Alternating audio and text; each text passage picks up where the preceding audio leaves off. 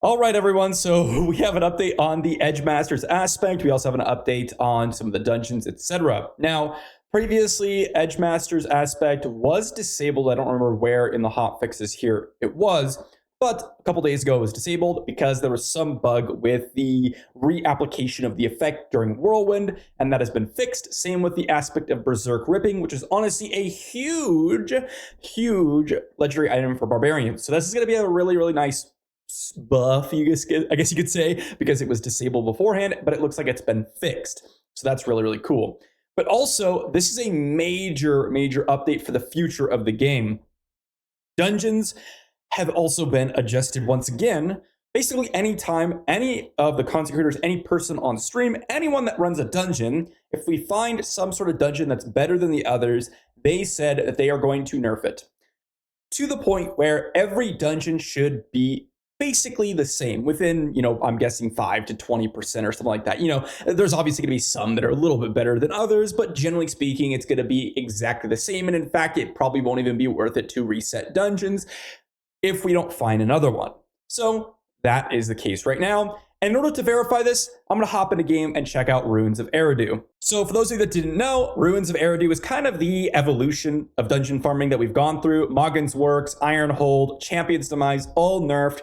Probably some other dungeons that I haven't mentioned here are also nerfed already. And Ruins of Eridu was the one that we kind of found was to be the best density of monsters, best XP per hour.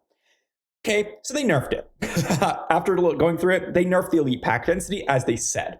However, the problem with this is that I don't think this actually changes anything core to their philosophy of their future patches. They say, we are standardizing the density of elite monsters that spawn in dungeons to ensure that no particular dungeon is clearly more efficient to run than others.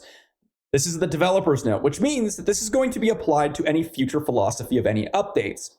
However, what they don't understand here is that the elite density was not the reason necessarily that these dungeons were run. Yes, it was a good portion of it, but if they nerf every dungeon down to the same level, well, guess what? We go back to the original kind of conclusion, which is that, well, Champion's Demise, you could split up and farm 3 lanes separately and share XP across the dungeon. Ruins of Eridu, guess what? You could do the same thing. And both these dungeons have very high density of monsters, not just elite monsters. So, based on my testing, those dungeons will still be better XP than other dungeons, which means we're going to do the same thing again, but they're going to have to figure out another way to nerf it. Now, my guess on how they're going to go with this is that they're going to nerf it so that you don't share XP across the dungeon. You have to be relatively close. If that is the case, then guess what? All dungeons are always going to be nerfed, and the best ways to farm XP are going to be PvP zones, open world events, and that's what it's going to be. So they're basically forcing everyone out of the dungeons and into the open world because they don't want repeat dungeons to be the best way to level. And if they don't like the open world being the best way to level, well, they're going to nerf that and send us back into dungeons. It's going to be this infinite cycle until they figure out what they want to do. My guess is that there's going to be a portion of time when they're going to be like, okay, we want everyone to be in this specific area. This is good. Or the leveling is the perfect speed that we want it to be. This is good.